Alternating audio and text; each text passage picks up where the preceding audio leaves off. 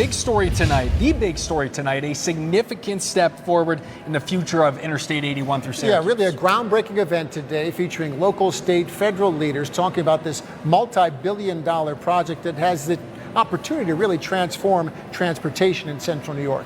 Our Nicole LaFiandra has more. Jobs. That's how Senate Majority Leader Chuck Schumer said I-81 would be renewed. Today, the first shovel of many broke the ground, breaking the racial divide I-81 created. It marks the start of a new I-81. The $2.25 billion viaduct project through downtown Syracuse is led by the New York State Department of Transportation.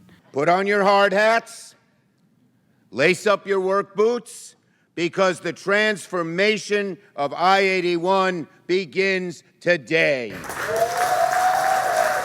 Construction jobs needed to complete the project will be sourced locally. Kristen Gillibrand says that there is a significant chunk of money set aside to train local workers. We also secured $300,000 in government funding to train Syracuse youth specifically for the I-81 project. Other project details included a business loop with a special connection to downtown Syracuse. Governor Kathy Hochul says she's optimistic about finishing the entire project relatively soon. They'll be hearing more project progress throughout the upcoming years, but I think within 5 years it'll be completed. The governor pointing to community input that made for a better project. A big example is how neighbors rejected plans for a roundabout in front of the Dr. King School. The groundbreaking today focused solely on the I-81 viaduct through Syracuse. The governor calling that phases 1 and 2 of an 8-phase plan. In the control room tonight, I'm Nicole LaFiandra. Here's what's new at 5 tonight. A significant step forward in the future of I-81 through Syracuse. It was called a groundbreaking event today, brought together local, state, and federal leaders to signal united support for a multi-billion-dollar project. We have team coverage of the story tonight. In just a moment, Nicole LaFiandra will bring us the message from lawmakers to the community. Then Mary Keeler examines where this announcement took place and the data that suggests the community surrounding it been left behind. We're going to be going to Mary. Yeah, let's start with Mary Keeler tonight.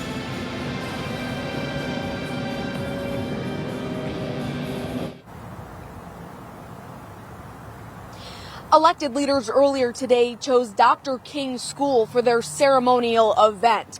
They spoke about the problem that's also behind me, Interstate 81, and the changes that'll be coming with that massive overhaul project. What they didn't speak about is what's going on inside of this school and other Syracuse City School walls, where statistically nearly every child is poor, a minority, and failing basic proficiency tests.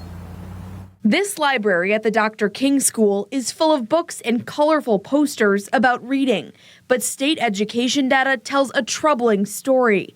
96% of students are Black, Hispanic, mixed race, or other minority groups. Just 2% of fifth graders tested proficient in English and language arts. Our kids are up against a lot more than a lot of other kids in a lot of other places. Across the Syracuse City School District, 13% of fifth graders are proficient in ELA, in that subject matter. Do you accept that as where we should be? Unacceptable. We know that our kids are coming from very difficult environments. We have high concentrations of poverty.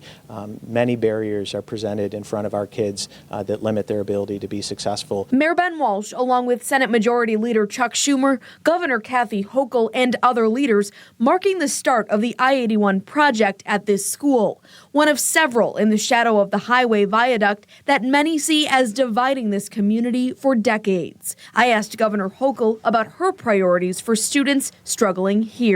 Is that something that you're thinking about too when we're building up and breaking down the barriers in the community, but also the ones that exist right where we're standing today? That's why I spoke about the fact that this is not just an infrastructure project.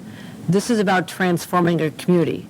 The educational opportunities, the healthcare opportunities, the workforce opportunities, and the housing opportunities. This is our chance to recreate a community. You're right about the educational element, that we cannot leave children behind, but their parents will be able to have good paying jobs if they walk down to our opportunity center and fill out an application and get the training their own outcomes will be changed dramatically as their parents can move into the middle class and upper middle class. Senator Schumer signaling more opportunity ahead. The jobs and the prosperity, and there are going to be new stores that open and everything else. So it'll be great for everybody. But you believe that there is a significant, improvement that needs to happen along with the infrastructure.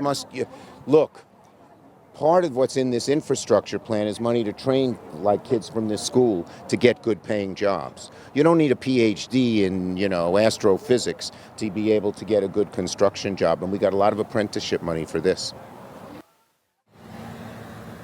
And of course, we'll be continuing to track the outcomes that these elected leaders you just heard from say will get better once the I-81 viaduct does come down in the years to come. And Live at 6 coming up, we'll be hearing from Mayor Ben Walsh about the murder recently of an 11-year-old girl just down the street from here, amplifying some of the barriers and challenges kids growing up here face. The I-81 project will be bringing changes beyond downtown Syracuse. And tonight, our Samantha Croston looked at the impact that increased traffic on Interstate 481 could have on neighbors and business owners in our central New York community. She joins us live in Syracuse with more details tonight. Sam? Well, Matt, right now I'm at the Crown Plaza, where behind me you are looking at a section of I-81 that drivers aren't going to be able to utilize once this project begins. So today I spoke with drivers, I spoke with business owners, a bunch of different people who are all going to be impacted by this closing, and they say that the benefits will outweigh the costs. This section of I-81 will be out of commission once work starts on the community grid.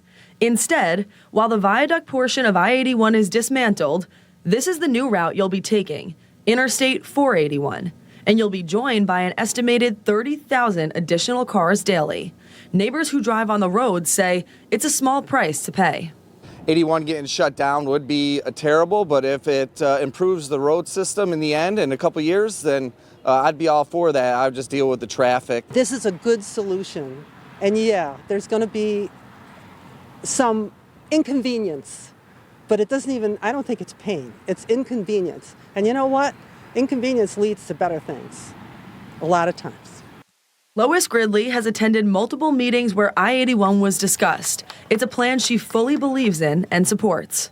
It will make such a difference. The neighborhoods around it, especially the hospitals, the schools, everything will work better, and I think the traffic will work better for people. It's just, oh no, we don't want change. Oh no, it's going to be inconvenient. But it probably was a mistake to begin with 60 years ago. Tom Tiffany, a business owner in DeWitt, views increased traffic on 481 as a good thing. We've been in shopping town since our inception in 1967. The last several years, the mall's been closed. And so any traffic that we see coming our way has got to be helpful. Still, there are others, like Charles Garland from the opposition group Renew 81 for All, who feel the community grid on its own wasn't the best option. In 2015, they voted on a hybrid plan, right? And this was community grid and tunnel. But at that time, they thought that was the most expensive one. So they chose the cheapest, and that's the grid. Now, despite a range of opinions on the community grid, this project is moving forward. You can be sure of that. And today at the press conference, Governor Kathy Hochul explaining that in her mind, this project is about more than just building roads. It's about bringing communities together.